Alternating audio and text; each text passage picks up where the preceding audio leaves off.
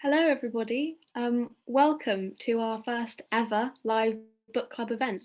Thank you so much for joining us. This is so exciting to see how many people we've got involved. I'm Rose, my pronouns are she, her, and I'm a second year at Oxford University and I'm studying English language and literature at the moment. And I'm going to be one of the facilitators for today's event. I'm going to hand over to Hannah so she can say hello. Yeah, hello, I'm Hannah. My pronouns are she, her, and I am in my first year of doing a master's in creative writing at the University of Oxford. And yeah, just like to echo what Rose said, it's really exciting to see so many people here, and I think we're going to have a great event. So we've got a really exciting session lined up for you today. We're going to include some discussion with said special guest and an opportunity for you all to send in questions about The Hobbit. And at the end, we're going to finalise with a poll to answer a question that we've discussed in the session. So it's going to be discussing mainly The Hobbit, the first chapter, but you're completely welcome to ask questions that are about the wider text and themes that come up if you want to. And you can send those questions in via the chat feature. So it will be really great. Catherine, who's our special guest, this is Catherine McIlwaine, and it'd be great. Would you do a little introduction for yourself? Yeah. Hello there, I'm Catherine McIlwaine and I'm the Tolkien Archivist at the Bodleian Library at the University of Oxford. Brilliant. So we're going to start with some questions, really quick fire ones. What got you into Tolkien and when did your interest start? Well, I was a real bookworm as a child. I was always reading everything I could get my hands on in the house. And we used to go to the public library as well. So the public library was a lovely, welcoming, modern building. You could walk in the centre and you turned left for the children's books and you turned right for the adults' books. So after I'd read all the children's books, I started turning right and hunting through the adult books as well. But that's not where I found Tolkien actually. It was the summer holidays and I was at home. I think I'd read everything in my bedroom. I'd read everything in the main lounge of the house. And I decided to break into my brother's bedroom. I was not allowed to go in there. I have two older brothers and it was definitely off limits to me. So I crept in when they were out and they had quite an exciting bookcase. It was full of like horror books by Stephen King. And that's where I spotted this thick paperback book, Tolkien's Lord of the Rings. I liked it because it was big and I was going to be able to get my teeth into it, and it was well worn. It was really creased, so I knew somebody had read it. And it had a really cool cover on it as well by Pauline Baynes. And so I sneaked back to my bedroom with it and started reading it and didn't put it down. I loved it. I was only disappointed when I got to the end, but I've read it again and again over the years, and it's my favourite book. I still love it. That's great. Yeah, I've got an older brother, so I can relate to the book feeling. So I had a question. You've explained that you're an archivist at the Tolkien Library, at the Tolkien Archive, and I was curious, what does a typical day look like for you, if there is such thing as a typical day in your job? Yeah, sure. And if that might have changed due to the pandemic at all? Well, an archivist, we work often in libraries or record offices. We work with manuscript materials, so it's not like a printed book which is published in hundreds or thousands of copies like Lord of the Rings. It's actually handwritten material, or it could be a digital text, or it could be a diary, or it could be a letter. So it doesn't matter what format it is, but it's unique. And so for the last 18 years, I've worked on Tolkien's archive at the Bodleian Library. So these are all Tolkien's own papers. We've got his family photographs, we've got his letters, his diaries, his academic papers, drawings he made, some literary works as well. It's really quite a big archive. It's over 500 boxes. And we also have books that were in his own library. There's over 300 books from his own library. So what I'm typically doing is cataloguing the material. So that's looking through it, describing what's in each box, making a list of that, and then making that available so that researchers can find what they want in these 500 boxes, so they know which box to go to. I also answer inquiries, so we get lots of inquiries from academics, people who are writing books on Tolkien's work, but we also get inquiries from fans and people who just love Tolkien. I'm often able to direct them to interesting places to go in Oxford and what they can see. And today I was just telling somebody all the YouTube lectures that they can watch online about Tolkien. Yeah, I mean, the day is really quite varied. Recently, I've been talking with the researcher on the Antiques Roadshow, because it hasn't been broadcast yet, but an elderly chap came to the roadshow with a letter that Tolkien had written to him when he was 15 years old. And Tolkien had written the reply to him. He'd written a letter to Tolkien saying how much he loved the books, and Tolkien had written the reply, and he took it to the roadshow. And then they said, oh, I wonder if the letter that was written to Tolkien is in the Tolkien archive at the Bodleian. So I was able to have a look through all our boxes of fan mail. There's lots of wonderful letters written to Tolkien from his fans. And in there I found the original letter from the 15-year-old, and he'd written it entirely in runes, but he'd signed his name at the bottom. And quite wonderful, Tolkien had written on top every line. He translated the runes so that he could see what the letter actually said, and then he'd replied to the lad. But I noticed the next letter in the box of fan mail was actually from the boy's father, and he'd secretly written to Tolkien and said, oh, my son has just written to you. It'd be so wonderful if you could write him a reply, but please don't tell him that I've written to you. That's so sweet. So now that the chap who the 15-year-old boy is now an elderly man, and he took his letter to the roadshow, and I was able to tell him, well, actually your father wrote, and I was able to send him a copy of his original letter written in runes, which he'd forgotten about.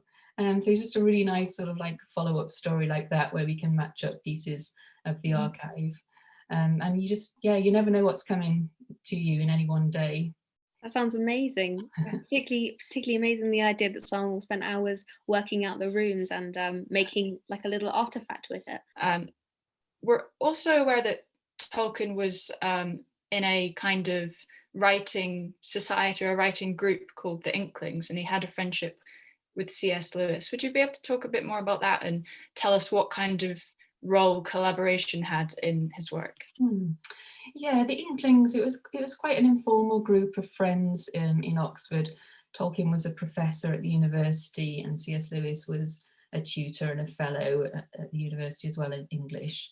And they used to get together, they loved the same books, they loved northern myths and legends. They used to get together and talk about it, and then the group grew to include a few more friends. And they'd get together on a Tuesday morning, they go to the pub. Sounds a little bit naughty, but maybe about lunchtime, maybe it wasn't the morning. They'd have a few drinks, just have a laugh together. But on Thursday nights, they would meet up in C.S. Lewis's rooms, and each of them would read aloud something that he'd written. It might be a history book, or it might be a poem, or in Tolkien's case, for many years, he read to them chapters from The Lord of the Rings. That's the book that follows on from The Hobbit. And it took him a long time to write this book. It took him 12 years to write it.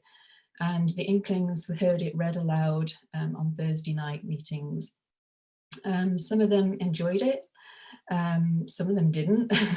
Some of them used to say, oh no, not more elves, and just veto it. But I think Tolkien got a lot of encouragement from this group. C.S. Lewis loved it. His friend Charles Williams loved the book, and they say, yeah, come on, we want to hear more of it. And I think, you know, going along on a Thursday night and knowing he had to, you know, have something else to read out to the group really kept him going. And C.S. Lewis was a great encouragement to Tolkien. And Tolkien actually admitted later that he would never have finished it. He would never have got to the end of the book if it hadn't been for C.S. Lewis sort of cheering him on. Oh, that's so lovely. So I think one of our last questions that me and Hannah are sort of going to ask you from ourselves as well is why do you think The Hobbit still appeals to readers today? We're reading it now, even though it's got so many sort of Old English influences, and as you said, Tolkien was an Anglo-Saxon academic. Why do you think it's still able to appeal? Yeah, I think maybe the main thing is that it's just a great story. So it's a real adventure story. You know, every chapter there's something new and exciting that happens, and it just draws you on through right to the end. And I think it hasn't dated in a way that other books have dated. I'm thinking of Enid Blyton and Famous Five, because it's set in an imaginary world, that it's not dated in the same way. The language hasn't dated, the setting, you know, the clothes that people are wearing.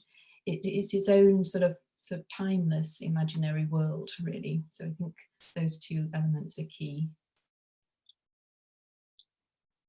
That's perfect. Thanks so much. I think we've now got time for some questions from the audience. There have been some great ones coming in the chat.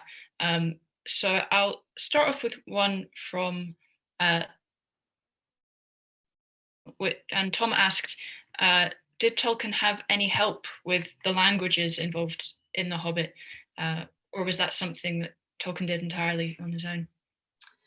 Yeah, so we see some the runes in The Hobbit, don't we? We see them around the edge of the dust jacket. I didn't mention them, but there's also runes on the maps inside, and there's secret runes that only appear when the special moon shines on them, and they tell them where the secret doorway is. Oh, sorry, I'm not going to spoil it. If you haven't got past chapter 1, there's a treasure map, and this is key to the whole story. Yeah, so these were Anglo-Saxon runes that Tolkien was using. So this was part of his academic life, that he studied Anglo-Saxon, which is Old English, the language, the predecessor of modern English, and a method of writing, but on wood and stone, a very hard material, was to scratch letters in, and they did this with runes. So they had a special alphabet of letters called runes. So Tolkien just purely used them from his academic knowledge. He took those Anglo-Saxon runes and put them into The Hobbit. When he went on to write The Lord of the Rings, then we see a lot more of his own languages. He invented his own series of runes, and then he also invented Elvish languages, a whole series of them. But in The Hobbit, we don't see so much of that. Wow. So we've got him merging like real parts of England and making it into like a mythical story that he can create. Were there any characters inspired by people in reality? That's a question from Lydia. Oh, in The Hobbit? Yeah. I don't know. If there aren't any in The Hobbit, are there any that spring to mind for Lord of the Rings in his wider world that he created? Yeah, I can only think of one. Actually brings us back to C.S. Lewis, and Tolkien said that C.S. Lewis was the only person that he knew who was quite Ent-like. I don't know if anybody knows the Lord of the Rings. There's creatures that Tolkien invented called Ents, and they look like trees, but they can move around, and they are actually tree shepherds. So they look after all the other trees. I'm not quite sure why he compared C.S. Lewis to an Ent. I think he thought he was unbendable. He had his own fixed ideas and opinions. That's why he thought he was Ent-like. The characters may or may not have been inspired by real people, but talking about locations and settings, were there any places in Middle-earth that might have been based on a real place? That's a question from Emily. Yeah, it's a great game to play, isn't it? Places in the real world that look like Middle-earth. And in fact, in the fan mail that I was talking about in the Tolkien archive, there's lots and lots of photographs that people sent into Tolkien saying, this is a photograph of Hawaii where I live, or this is a photograph of Australia, and this looks just like Mirkwood or Fangorn Forest, or, you know, everybody. There's something special about Tolkien's world that when you get into it, you don't close the book and walk away. You take it with you, and you go out into the outside world, and you think, oh, that looks like the Misty Mountains. But in actual fact, there's just one place, I think, that Tolkien said inspired The Hobbit, the place in The Hobbit called the Shire. So this is where Bilbo Baggins lives, where we see in chapter 1, Hobbiton on the Hill. And this was very much inspired by a place where Tolkien lived when he was aged 4 until he was 8 years old. And he lived in a little village called Sarehole. It's now part of Birmingham. It's really been taken over in the suburbs of Birmingham. It's on the east side. But then it was about 5 miles outside the city centre, and it was just a little village. And he lived there with his mother and his younger brother. And his mother taught them. They didn't have to go to school. So it was just him and his brother, and after lessons they could go running around free in the fields. There was a wood, there was a mill with mill pond, and it was just idyllic to him. It was an idyllic childhood, and it ended quite abruptly because they went back to Birmingham and lived in the city. And he did say quite categorically that that's what he based the Shire on. And the hobbits are based on the people who lived there as well. That's really lovely. So, so if he was living in a place which he built the Shire on, Harry Beswick from Beaumont Collegiate Academy has a question that's kind of linked to that, which was, how old was Tolkien when he originally drafted The Hobbit? Do you know? There's some discussion about when exactly he started writing The Hobbit. We know that it began as a story that he told to his 3 sons. So it's just one of many stories that he used to make up for his children. And we think that it was around 1929, 1930. I'm not sure exactly when he started to write it down, because it was something he would just tell them. And then at some point he wrote it down. I think by 1932, certainly C.S. Lewis had read as much of it as was written then. So we can say it's around that time, 1930, 1932. Sorry, was there another part to that question? Did I forget something then, Rose? No, I don't think so. Perfect. Oh, you asked me how old Tolkien was when he wrote it. So let's say if he was writing it in 1930, he was born in 1892. So he was about 38, and it was published in 1937. So by then he was 45 years old. And that was his first fictional work that was published, 45. And by the time The Lord of the Rings was published, he was very nearly retired. He was near retirement age. Great. So I'll ask a question from Aisha, who's at Spalding High School. She says that she loves The Hobbit. It also links very well with the theme of hope and is very inspiring, especially during this times. Do you think there are any particular messages in The Hobbit that are important to us at the moment? Yeah, I mean, it's a question of believing in yourself, I think. And with Bilbo Baggins, we really see him at the start, at the outset, being quite nervous and quite shy, and he just wants to stay at home, and he doesn't want to go on this adventure, and he doesn't think he has anything to offer. And just as the book goes along, I don't want to spoil it if people haven't read it all, but he does really grow in stature, and by the end, all his friends are really relying on him. He's been in difficult situations. He's had to just really be brave and do things on his own. He's had to help his friends out and not leave them behind. And he's become just somebody that everybody turns to and relies on.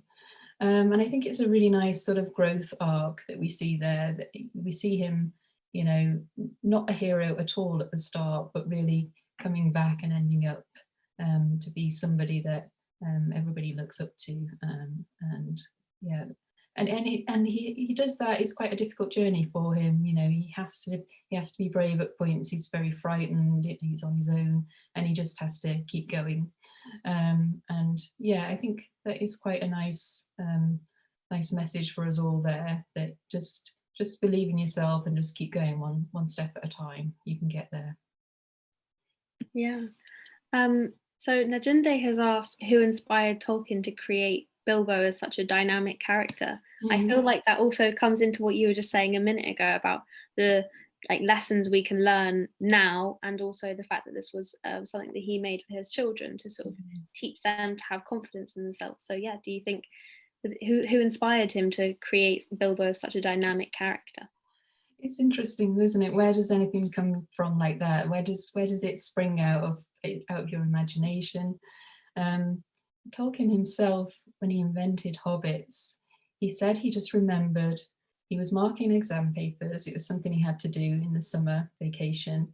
He took on extra work to earn a bit of extra money. So he had a lot of exam papers to mark.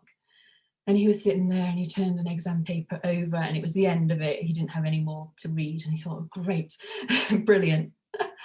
And then on that spare piece of paper, on the back of the exam paper, he wrote, in a hole in the ground, there lived a hobbit. And he said he didn't know what hobbit was. It just came into his head. He didn't know where it came from and he didn't know where it was going. It was just like an opening line. And he said he didn't do anything for a long time, but he drew the treasure map, Thrall's map. So he knew it was going to be sort of a story about a treasure hunt, an adventure story. Yeah, so it's very interesting. I don't know if anything in particular inspired it, but I think you can tell that Tolkien's got a love of fairy tales and legends.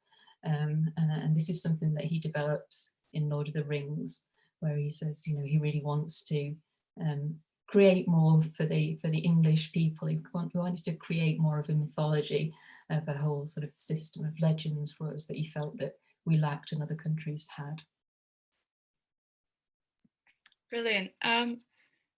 So here's a question from Year 7 at Bourne Grammar School. They're wondering, how did Tolkien choose the names of the dwarves and Gandalf and other characters like that? Well, Tolkien, he loved creating names and he loved creating place names. But strangely, he didn't create the dwarfs' names in The Hobbit.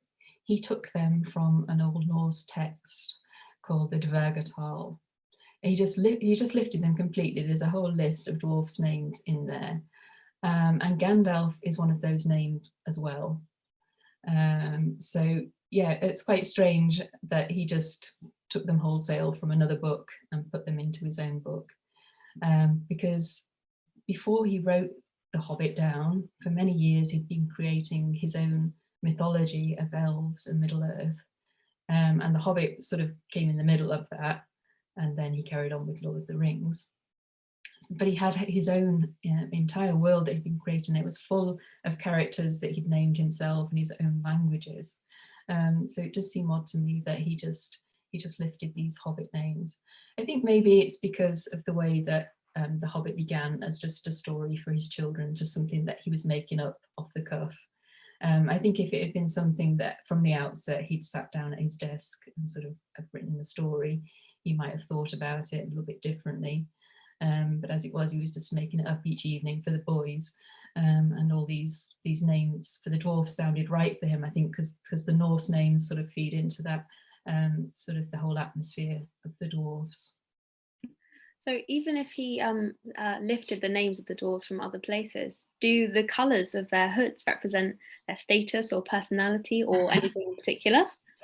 It's quite strange, isn't it? As I read it, I can't remember whose hood is what colour, but I think, except for Thorin, maybe, who has the sky blue hood with the silver tassel. But I believe that Tolkien himself also got mixed up with the hoods and the colours, and that when he was telling the story to the boys, his youngest son was Christopher Tolkien, who later became his father's literary executor. And he said, I thought last time you said that Thorin had this colour hood and Balin had that colour hood. And his father trapped the boy and had to go off and write it down. So yeah, it's good to know that he got mixed up as well with it. So I don't think really they had a great deal of significance, but maybe apart from Thorin's, who's sort of a special hood. That's great. Now, I think we actually have a question relating to Gandalf. Would you like to introduce that one, Rose? Yes, sure thing. We thought it would be interesting to discuss whether or not Gandalf is supposed to be likable.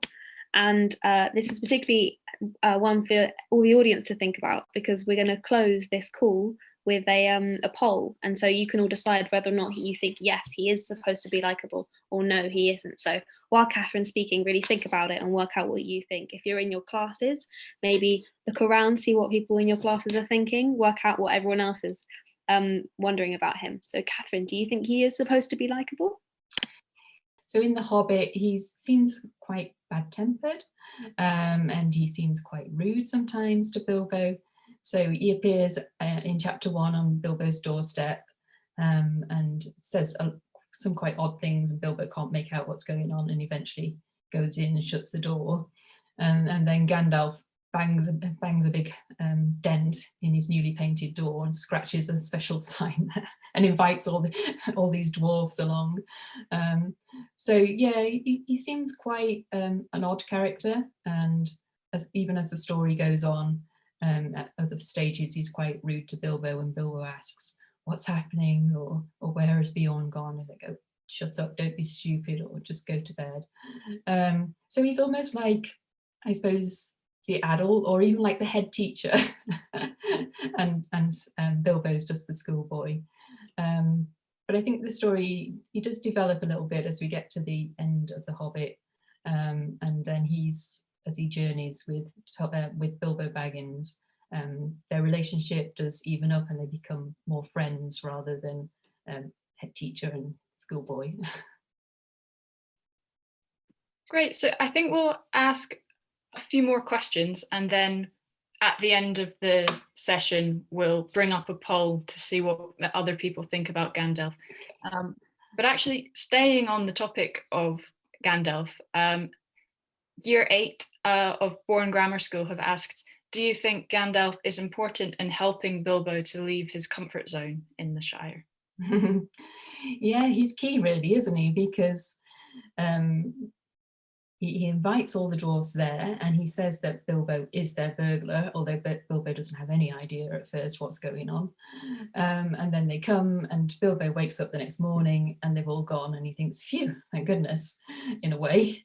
And he's just sitting down to have his second breakfast, and it's Gandalf who comes back and says, what are you doing? They're waiting for you, they're waiting, no time, just leave the house now. And Bilbo runs out without even locking his door or picking up a spare coat or anything.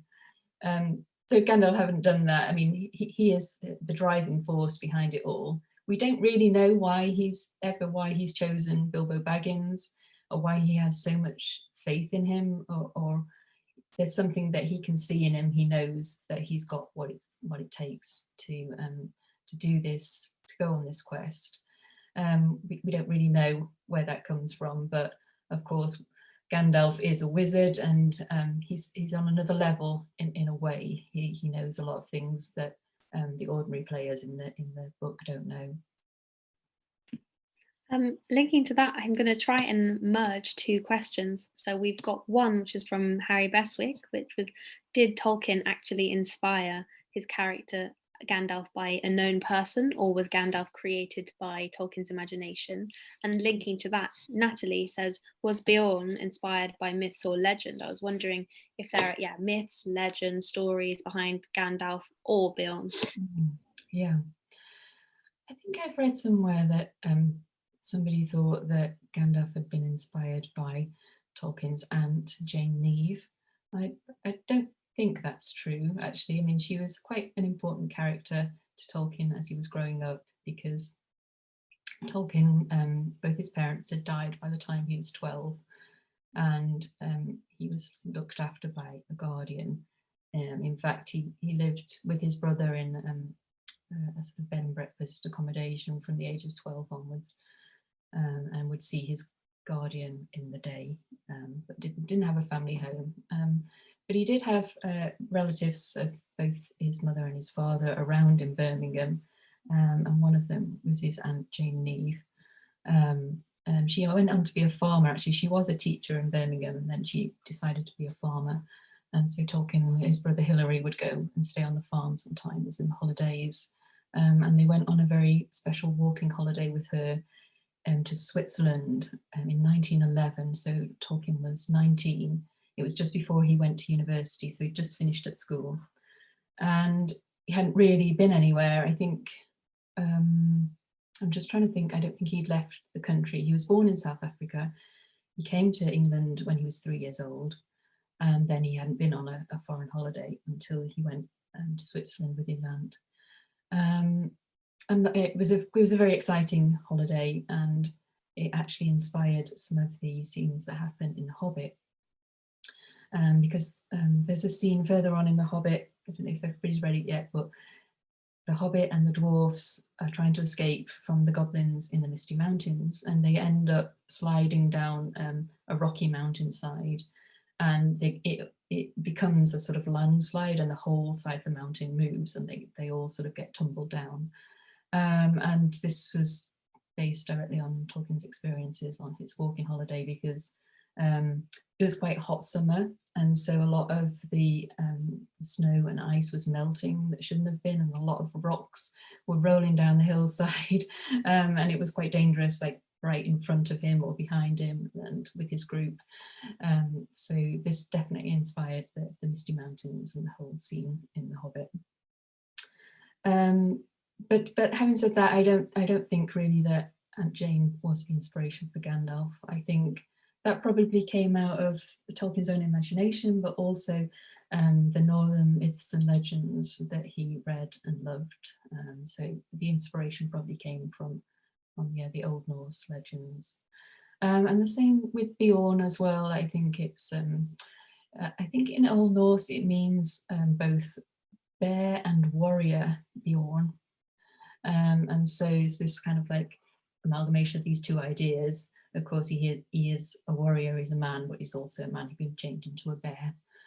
So a lot of Tolkien's inspiration is coming from Old English, Old Norse, these ancient texts that he was studying and teaching at Oxford, that were just so familiar to him that he could just like grab the dwarfs' names out of this Old Norse and take characters and just but then make them his own. Amazing. Right, well, I think we're going to introduce our poll. Ooh. So we're going to get a poll up, which is Gandalf supposed to be likable? And you guys can all decide yes, no, or maybe it's tricky to tell, and we'll find out what the results are. So I'm going to give everyone a couple seconds to say yes or no, or maybe it's tricky to tell. And then I'm going to count down from like 10 in a minute, and we'll see what the results are. So give you all a second to look at it. That's interesting. Right, I think let's just go for it. So I'm going to count down from 10, and then let's have them up on the screen, please. 10, 9, 8, 7, 6, 5, 4, 3, 2, 1. Let's see it. Ooh, so 43% of people think that Gandalf is supposed to be likable. That's really interesting, because I personally have found him really difficult to like, but very trustworthy, which is difficult. But maybe that's what some people were saying when they said maybe it's tricky to tell. Yeah, that's really interesting to see. I think it just goes to show how many different ways you can interpret The Hobbit, and that's maybe part of its appeal. So I would just like to wrap up and say thank you so much, Catherine, for speaking with us today. It's been such an enjoyable event. And thank you to everyone who's made it in the audience. You've really made this event what it is with your great questions. So before we say goodbye, I've just got a few points to make, a few bits of information for you. So reminder that you have until the end of the month to submit book reviews of The Hobbit via the Oxplore website, and you could be in with the chance of winning a mystery Tolkien related prize. And I'm also very excited to announce the theme that we have coming up next month, which is going to be Poetry Month. So there's going to be a whole load of new videos and bits of information and questions going up on the website. And the best way that you can keep up to date with all of that information is by following us on social media. We're at Let's Oxplore on Facebook, Twitter, Instagram, and a few other platforms. The last thing to note is that our next live stream is coming up on the 29th of April, so I hope to see you there. Thanks again all for being involved, and we'll see you next time. Thanks, bye.